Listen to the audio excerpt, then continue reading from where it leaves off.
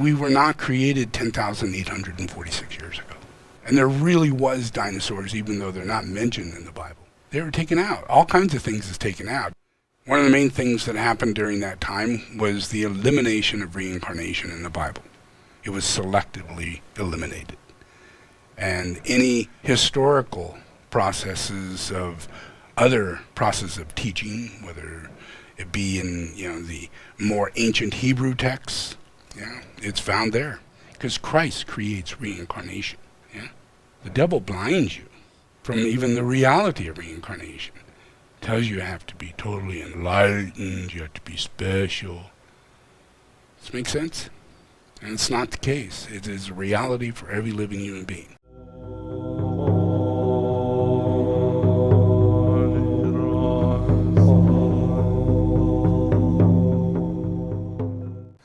And today I am going to just share a little bit around the process of reincarnation.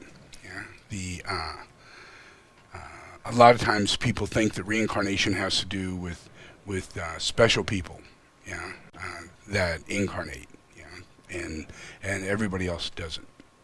It's just a really, you had to do something really special, and that's not true. You could be the average person sitting in a taxi, get robbed, get shot, you die, reincarnate. And you have all the processes of all the way up to the point of getting shot and any suffering that went on before you died. All is with you when you reincarnate. So those things are the first things that you have to recapitulate, not your spiritual side. You got to recapitulate life. And it's bad enough you got life ahead of you, but then you got life behind you. And that has marks and scars and weaknesses and certain things within your body and your mind and your emotions that are directly connected to your previous life. And if you haven't worked out the life before that, there are some residual effects from that one too. And that can go back many, many, many incarnations. So this could be very messy. It could be really messy. So when Christ incarnated, when Buddha incarnated, when Krishna incarnates, the main teaching is reincarnation. And the teaching of Jesus, it was reincarnation. All the way up to Jesus, it was reincarnation.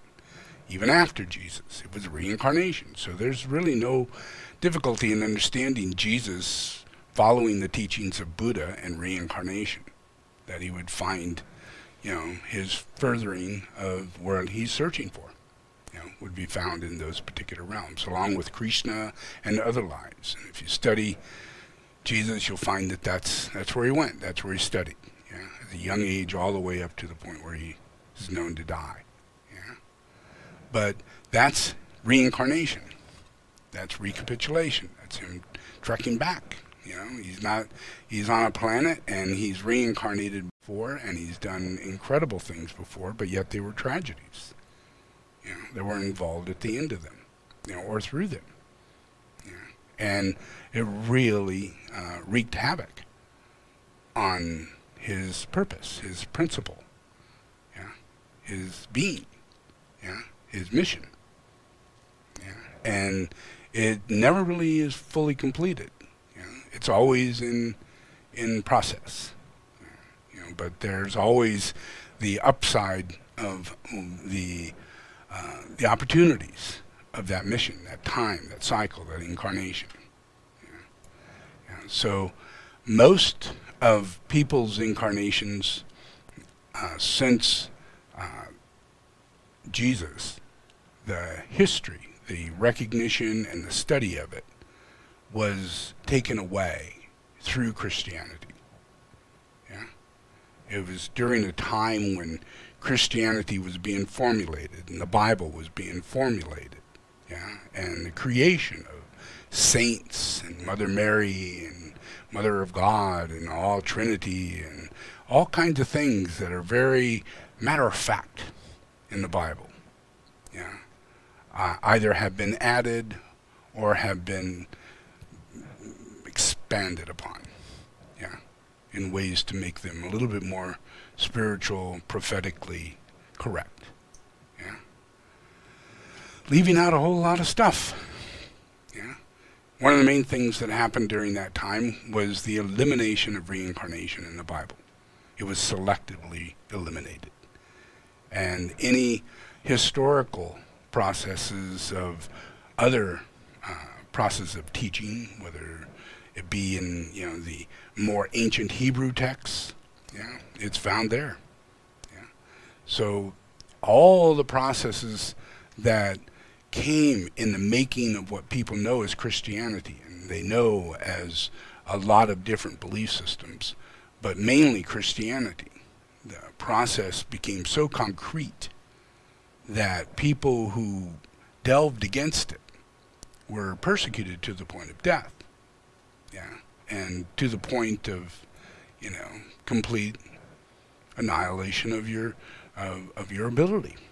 Yeah. Whether you be a great physicist and an astronomer and a psychologist or a psychiatrist, and you're incarnated and you're seeing greater truths than anyone else. And as you begin to unfold those truths, the church kicks the shit out of you. Yeah. And they hang you on a cross. And they keep doing that. Yeah. All through time. Yeah. And they'll chase you and they'll martyr you and they wipe away the teachings of Jesus Christ. And what it is that makes the teaching of the incarnation of Christ even understandable. They take that away. Yeah. So that moves humanity into a system where a religion wipes away and directs and fosters science that only governs certain belief systems. Like today, you cannot practice psychology and have anything to do with changing homosexuality. Yeah. It's not there. It's against the protocol of psychology, which is fostered somewhere in some special interest reality, like the Catholic Church. Yeah. A lot of protocols are set by these people. And they become standards of law and standards of culture, standard of a king. Yeah. Yeah. They're all ruled by this system that, rewrites the books of spirituality and judges spirituality as it comes forth in humanity, as it comes forth, as it evolves, into science, into understanding that we are not the earth with the sun rotating around us, and we were not created 10,846 years ago. And there really was dinosaurs, even though they're not mentioned in the Bible. Yeah. They were taken out. All kinds of things is taken out. Doesn't mean that there were mentions of Bible dinosaur realities, But the whole process of science is deeply impressed upon in that group. Yeah. And that's the fifth ray. They will persecute you, call you a witch,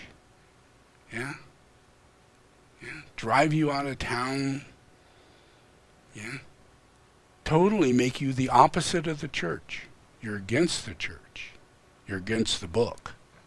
You're against the law. And that gives them so much power over evolution,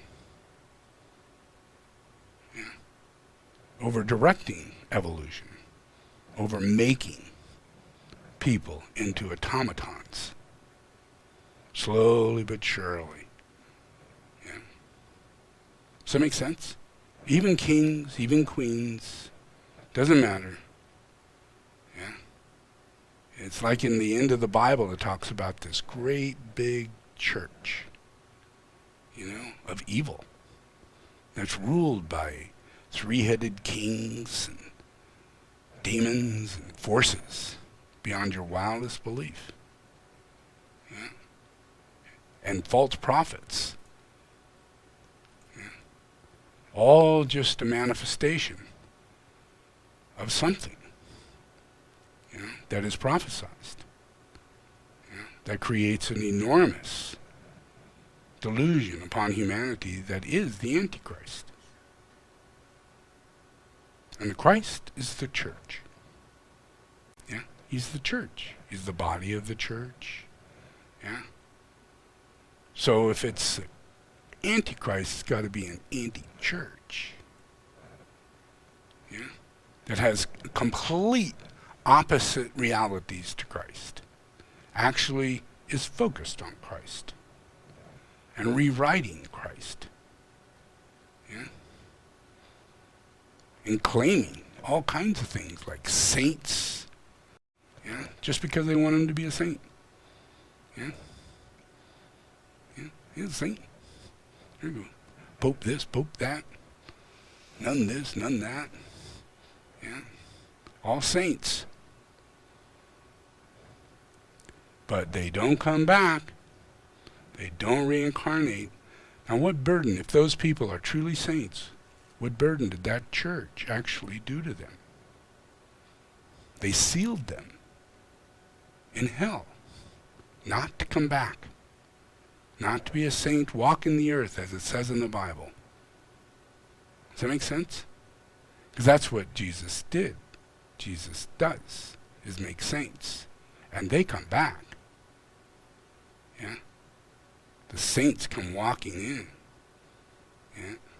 They reincarnate. Yeah? Yeah. And it's not through something like that. It's through reincarnation. Yeah? And it's the valley, the energy, the qualities, all the rays that come out of reincarnation is what establishes the church.